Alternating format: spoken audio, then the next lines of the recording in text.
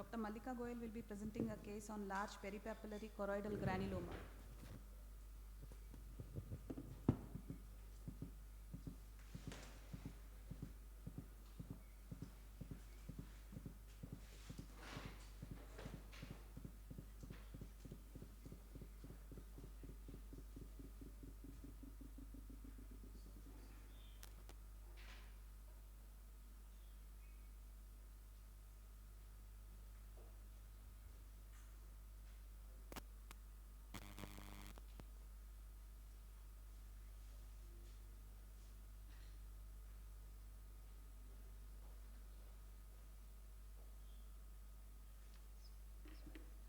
Sorry, I should have kept it ready. I'm sorry.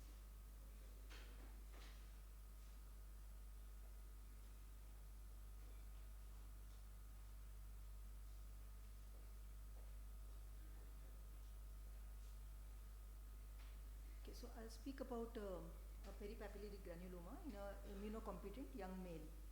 A 30-year-old male with a rapid vision drop in the left eye, uncertain amount of pain, not much, no other complaints or systemic diseases, no other relevant history, and the right eye was normal. The left eye showed a large peripapillary granuloma with RAPD.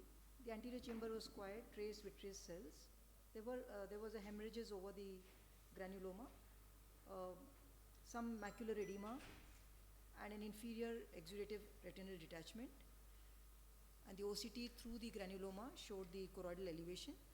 The B scan images were lost for some reason. So we had the diagnosis of nodular posterior scleritis, which was my first diagnosis because there was some pain, choroidal granuloma or lymphoma. So we investigated him for infections, the routine, most importantly TB, syphilis, HIV, and for the less common Lyme, rickettsia, leptospira, toxocara, and cat scratch. Autoimmune panel, sarcoid, SLE, and GPA or vaginas. And for malignancies, a whole body PET CT. For any other active inflammatory or malignant lesions, MRI brain was also normal, and a lumbar TAT for infections or malignancies. And we also did start him on IV steroid, pulsed steroid. In 2 days' time, the pain had resolved, and the vision had slightly improved from 2/60. But there was not much change in the granuloma height or in the lesion height. The TB-related tests were negative except the CT chest, which showed some evidence of past infection. So the pulmonologist was consulted and felt that he would benefit from ATT based on the chest CT. So which we made a diagnosis of presumed ocular tuberculoma. And why not sarcoid in this case, which is more common actually, but because it did not respond to the IV steroids the way we would have expected with sarcoid, and AS and calcium were normal. So he was started on the 4-drug ATT. He was also advised oral steroids with ATT, which he did not take. After a month, there was a rapid resolution of you see the choroidal elevation has gone, macular star has come in, vision is again normal, and at each test, each visit we tested the color vision because he was on ethambutol. So to be sure that we did not have a ethambutol toxicity. And a further 1 month later, even the macular star is near completely resolved. So this is 2 months from onset. And this is more lately, around I think 6 months from onset. Everything is normal. There is a scar where there was a granuloma, and the macular star is resolved. A similar lady we are seeing more recently, very similar, and for her Mantoux is positive. Again, chest CT is showing some changes, and we have started her on ATT. So optic nerve tuberculoma is rare in an immunocompetent patient, and it's mainly a clinical diagnosis, though we do need corroborative evidence. Importance of multidisciplinary collaboration. In this case, we were able to start treatment based on the pulmonologist's recommendation of the CT scan. And in these patients, it's any case of uveitis, we start ATT. It's very important to continue to monitor them for ethambutol toxicity, which is more difficult because their vision is already compromised. So if there is one eye which is good vision, that eye should be monitored for vision as well. And color vision is very important, specific criteria for ethambutol toxicity. Every visit should be used to also test for ethambutol toxicity, and patient should be counseled that if there is a drop in vision, to stop the ethambutol. Now, steroids are recommended with every patient who is considered as having ocular TB because of the inflammatory association.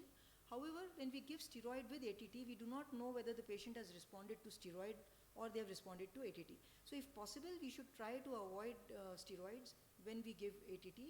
As in this case, we did prescribe steroid, but patient did not take it. So we can be relatively confident that it was a tuberculoma that responded to ATT rather than to any steroid. Thank you. Madam, was it even before initiating ATT, was he not put on oral steroids as you He was put, yeah, that's a very good, that means you were paying very good attention to this. He was started on IV pulse steroids because we thought that even if it is TB, steroids are to be given anyway. And we didn't want to lose time because his vision was only 2/60, it is involving the optic nerve, so we didn't want to lose time. But yeah, unless we are sure there is infection, no infection, steroid could be counterproductive, you are right. And coming to sarcoidosis, there is no bilaterality, there is only one optic nerve head granuloma. Yeah, so that's common. does the patient come into the diagnostic criteria of sarcoid? Absolutely, sarcoid is very often unilateral. Very Unilateral. often. And with Very no other symptoms in the body, in the systemic Yeah, disease. so that's why we ruled it out, because serum AS was negative, there were no other systemic features. And more importantly for us, I think, because very often sarcoid also we never see systemic features. How often do we see? Yes. So the reason we ruled out sarcoid was there was no response to IV steroids. Now sarcoid should have melted away, absolutely. Whereas there is no response. So that helped us to make the diagnosis of tuberculosis. And here the pulmonologist also felt that the chest CT was favoring tuberculosis. Thank you, ma'am.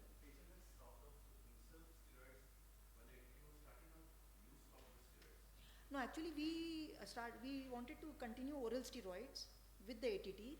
We had given him pulsed steroid, IV steroids, and then at discharge we wanted to give him oral with the ATT. But he did not take oral steroids because he could not tolerate it. So that way we had a 1 month of ATT without any steroid with complete resolution of the lesion, which gave us the idea that we are dealing probably with tuberculoma only.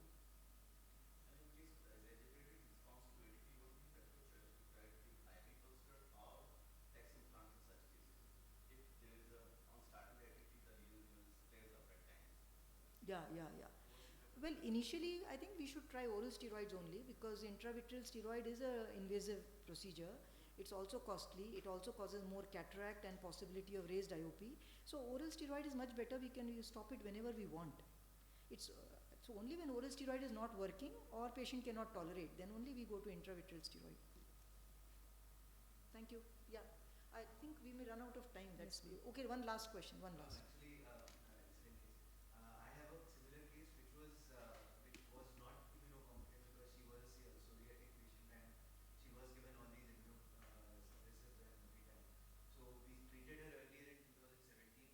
Can the next presenter please come and get ready? Can you? Dr. Shamik Praful Mok.